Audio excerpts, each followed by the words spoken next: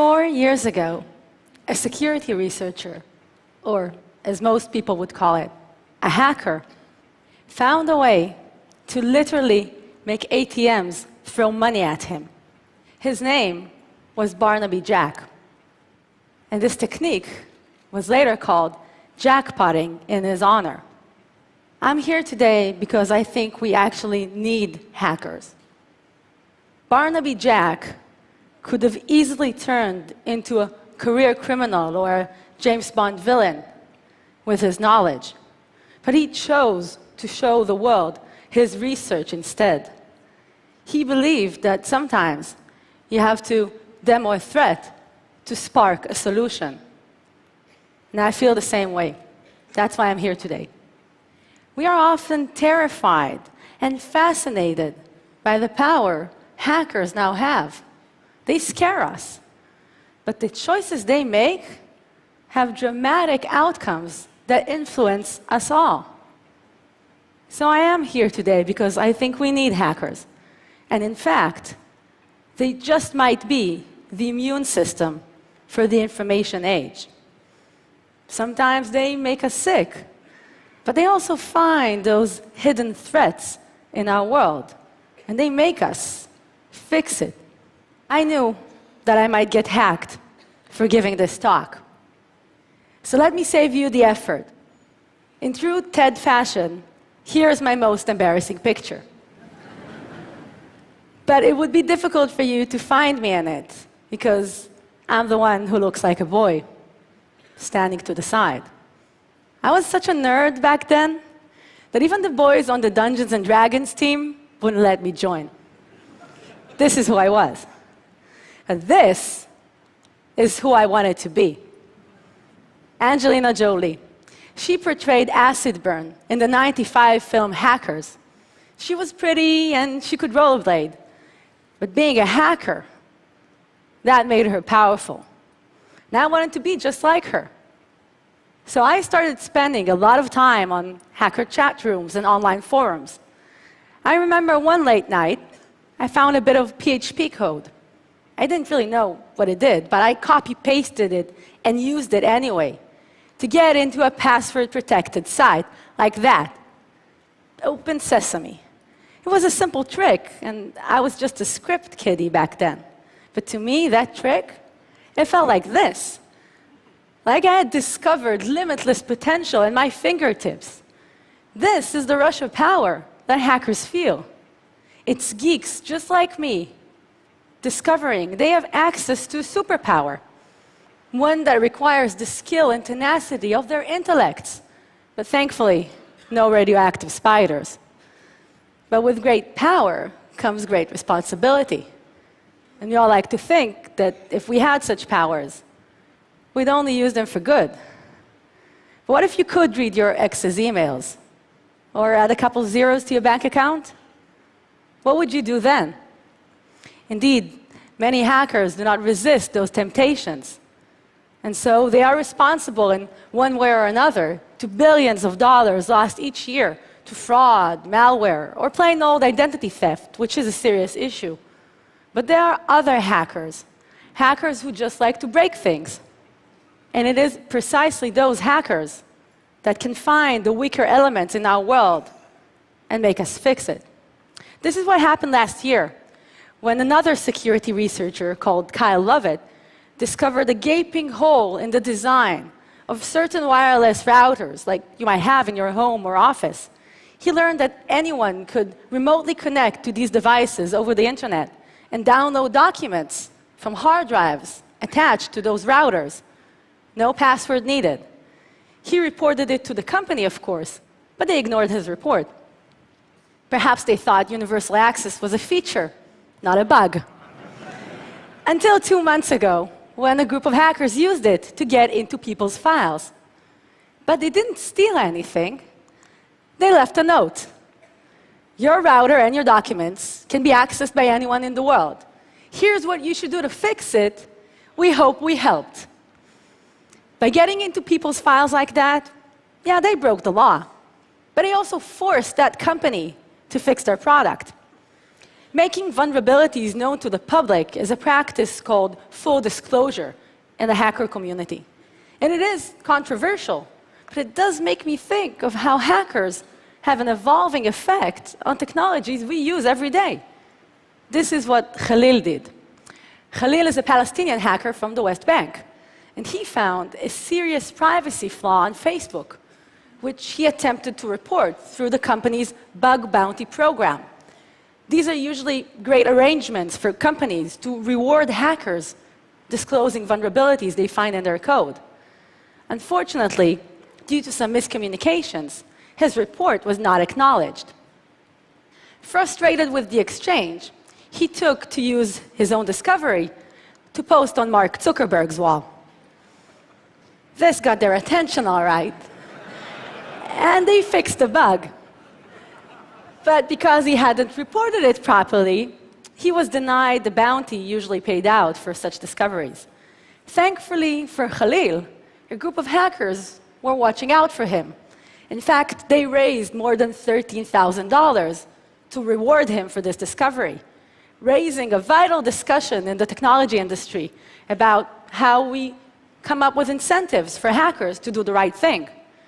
But I think there's a greater story here still. Even companies founded by hackers, like Facebook was, still have a complicated relationship when it comes to hackers. And so for more conservative organizations, it is going to take time and adapting in order to embrace hacker culture and the creative chaos that it brings with it. But I think it's worth the effort, because the alternative, to blindly fight all hackers, is to go against a power you cannot control at the cost of stifling innovation and regulating knowledge. These are things that will come back and bite you. It is even more true if we go after hackers that are willing to risk their own freedom for ideals like the freedom of the web.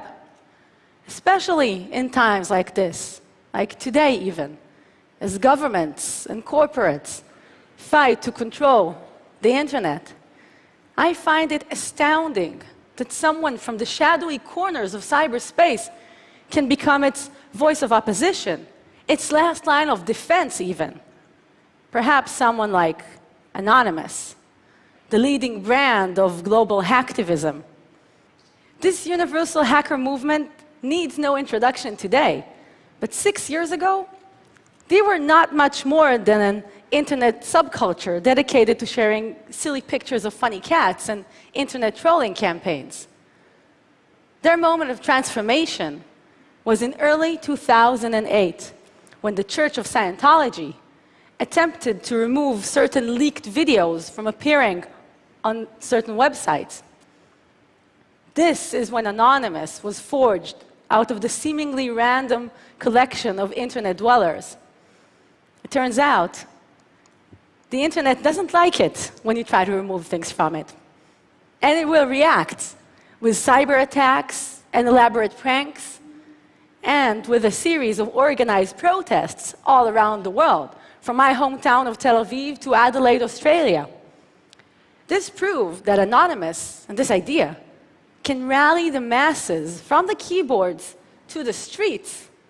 And it laid the foundations for dozens of future operations against perceived injustices to their online and offline world. Since then, they've gone after many targets. They've uncovered corruption, abuse. They've hacked popes and politicians. And I think their effect is larger than simple denial of service attacks that take down websites or even leak sensitive documents. I think that, like Robin Hood, they are in the business of redistribution. But what they're after isn't your money. It's not your documents. It's your attention. They grab the spotlight for causes they support, forcing us to take note, acting as a global magnifying glass for issues that we are not as aware of, but perhaps we should be. They have been called many names, from criminals to terrorists, and I cannot justify their illegal means. But the ideas they fight for are ones that matter to us all. The reality is, hackers can do a lot more than break things. They can bring people together. And if the internet doesn't like it when you try to remove things from it, just watch what happens when you try to shut the internet down. This took place in Egypt in January 2011. And as President Hosni Mubarak attempted a desperate move to quash the rising revolution on the streets of Cairo, he sent his personal troops down to Egypt's internet service providers and had them physically kill the switch on the country's connection to the world overnight. For a government to do a thing like that was unprecedented. And for hackers, it made it personal. Hackers like the Telecomics Group were already active on the ground, helping Egyptians bypass censorship using clever workarounds like Morse code and ham radio. It was high season for low tech, which the government couldn't block. But when the net went completely down, Telecomics brought in the big guns. They found European service providers that still had 20-year-old analog dial-up access infrastructure.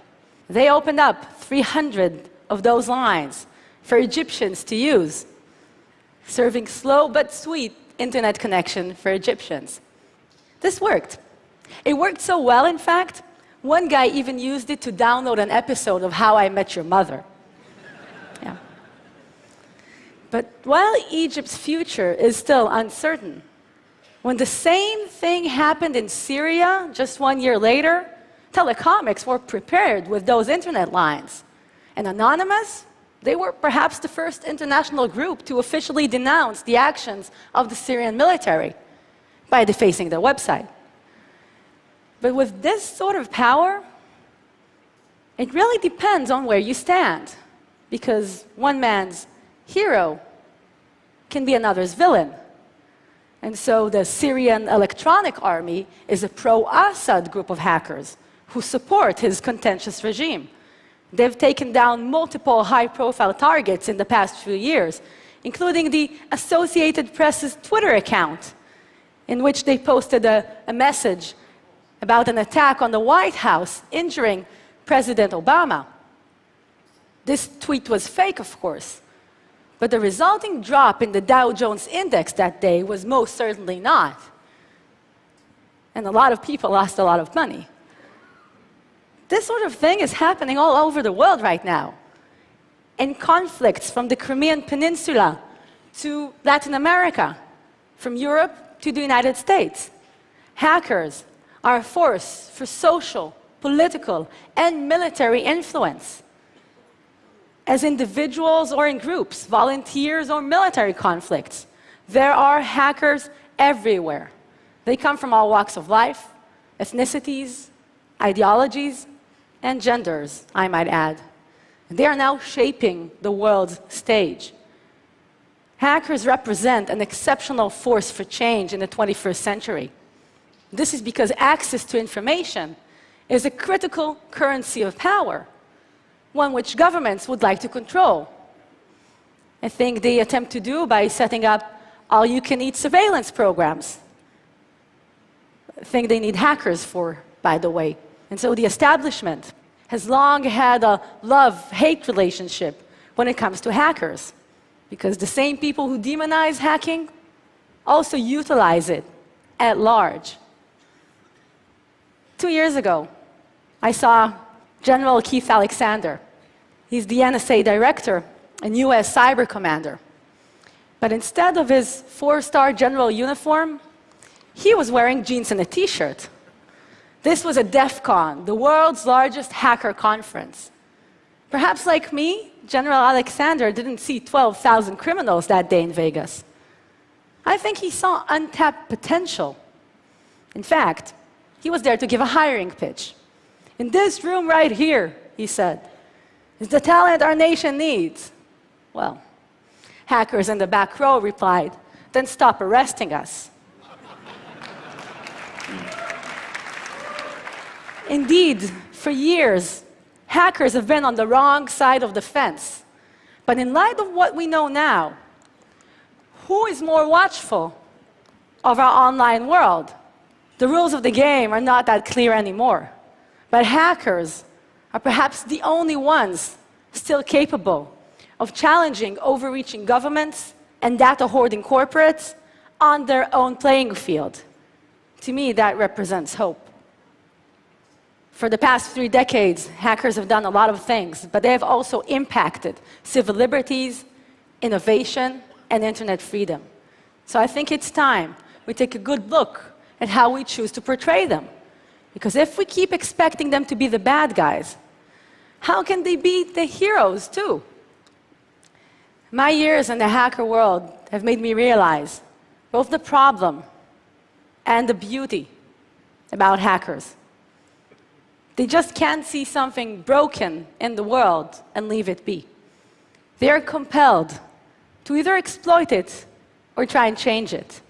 And so they find the vulnerable aspects in our rapidly changing world. And they make us, they force us to fix things or demand something better. And I think we need them to do just that. Because after all, it is not information that wants to be free. It's us. Thank you very much. Thank you. Hack the planet!